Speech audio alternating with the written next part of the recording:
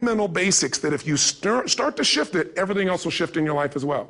Some people, by the way, have to have more than enough money to do what they want, when they want, where they want, with whomever they want, contribute the way they want. And if that's their must, they find a way. I know that sounds overly simplistic, but it's true.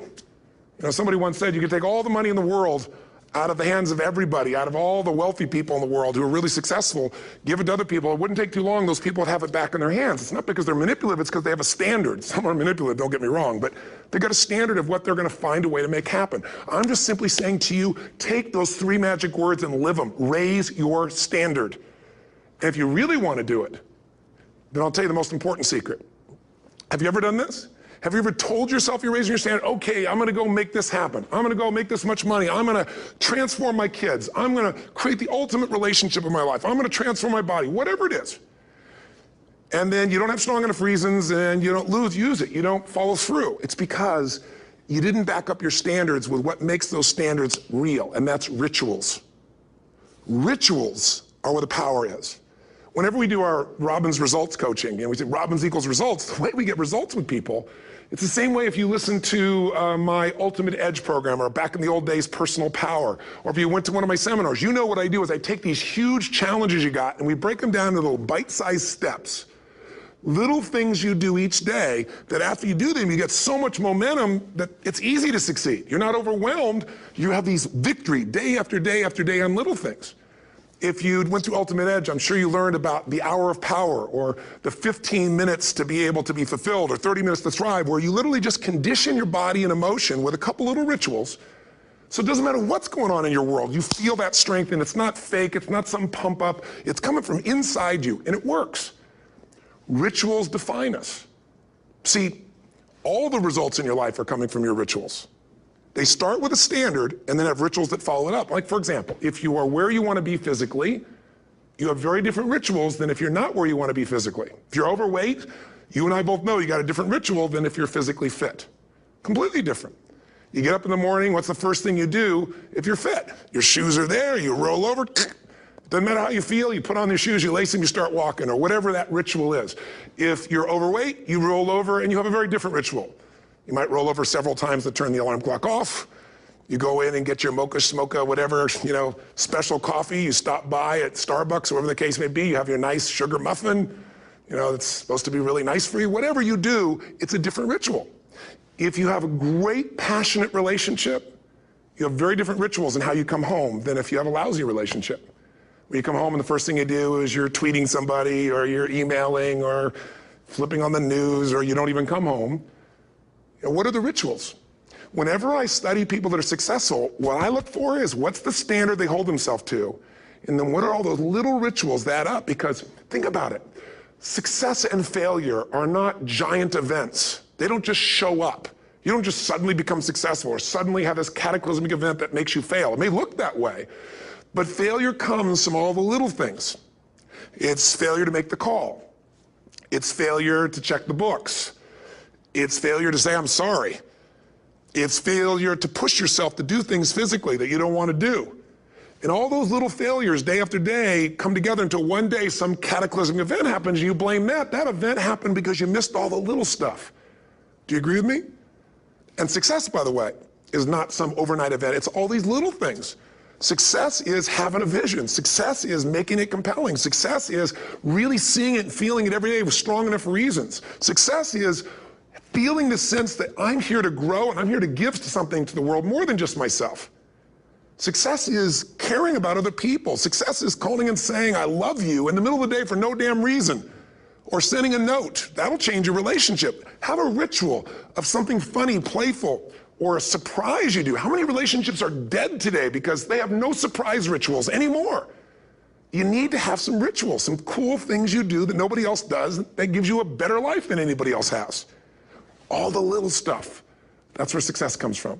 In business, it comes from delivering more than anybody could imagine. All those little things add up. People go, wow, that's who I want to do business with.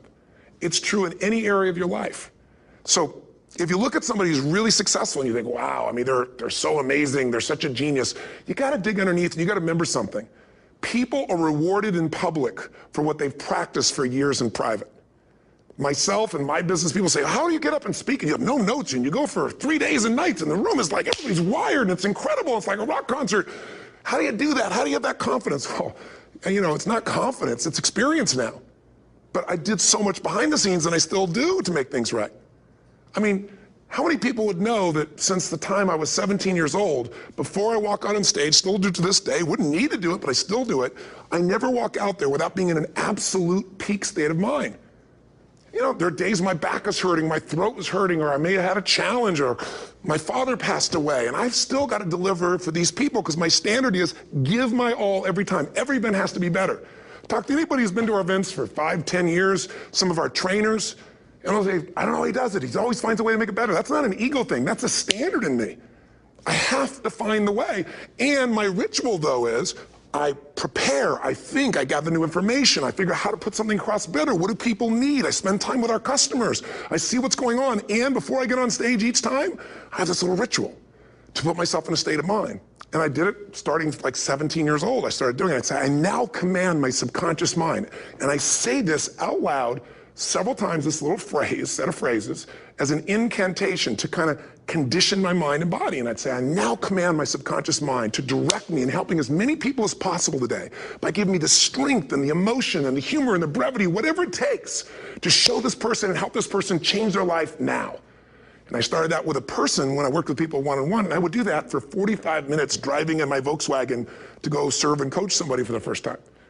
Now I don't say that person, I say these people, and I can go out in a room of 10,000 people and deliver for 50 hours, and I do it every time I come back on stage. It's a ritual to go into peak state. Peak states don't just show up, they don't interrupt you. Great ideas don't interrupt you, you gotta pursue them. I talked to Michael Jordan, I'll never forget, at the peak of his career, and got to watch his final game, saw him backstage and spent some time with him, and it was a pretty exciting time. He was the greatest basketball player I think that ever lived and has ever lived. And I asked him, I said, what sets you apart, Michael? What is it? And is it God-given talent, ability, skill? What is it? And he said, Tony, he said, I can shoot you straight. It's not, me trying to act humble. He goes, I have a lot of talent, a lot of God-given talent, a lot of skill. I've worked really hard. But he said, really, it's my standards. He said, every day I demand more from myself than anybody else could humanly expect. I'm not competing with somebody else. I'm competing with what I'm capable of. Magic formula. Because most of us lower our standards. Why? Because who you spend time with, my friends, is who you become.